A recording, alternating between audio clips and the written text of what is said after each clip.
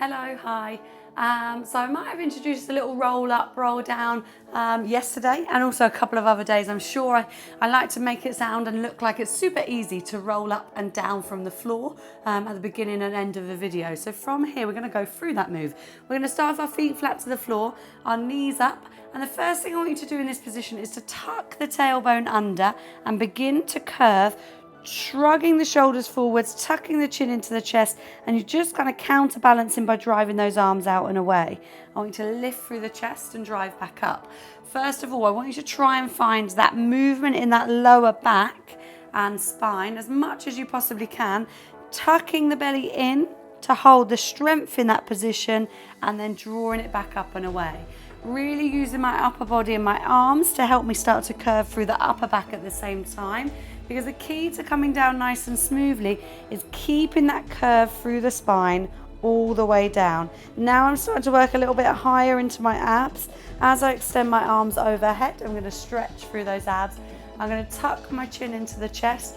Keep your eyes looking up to the sky, and first of all drive up with those fingertips. You can crunch those shoulders before using those abs, lifting through the fingertips, crunch the shoulders, look away, tuck and peel as slow and controlled as you can all the way back up to the top.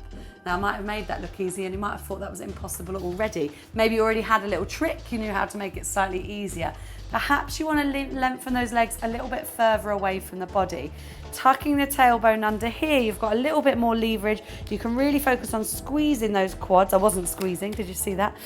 Squeezing those quads to tuck the tailbone and roll a little bit further.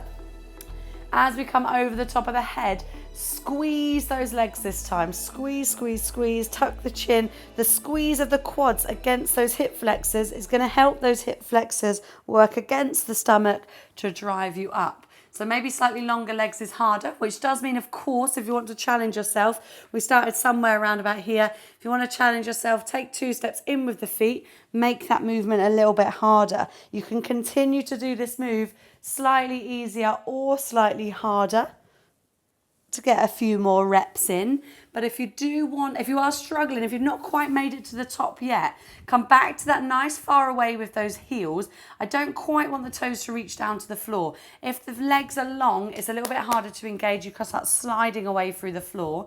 So heels down, toes not. Squeeze those legs, tuck the tailbone under. You might find that still that back doesn't want to quite go down one vertebra at a time, which might make it a little bit harder to come up. A little trick this time as you come up, we're going to reach across the body. So we're going to lift one shoulder followed by the other. Lifting one shoulder is lighter than lifting 2 shoulders together. What we're also doing here is adding some effort and energy from the sides of the stomach. Those obliques are going to be some extra muscles now to help us get to the top. As you pull across the body, imagine you're pulling on a rope with a little bit of a twist to add a few more muscles. And if it doesn't quite work, then you can just add a little elbow down to the floor to drive you up. It is a little cheat, but it will help you build towards that position. A roll up. Thank you.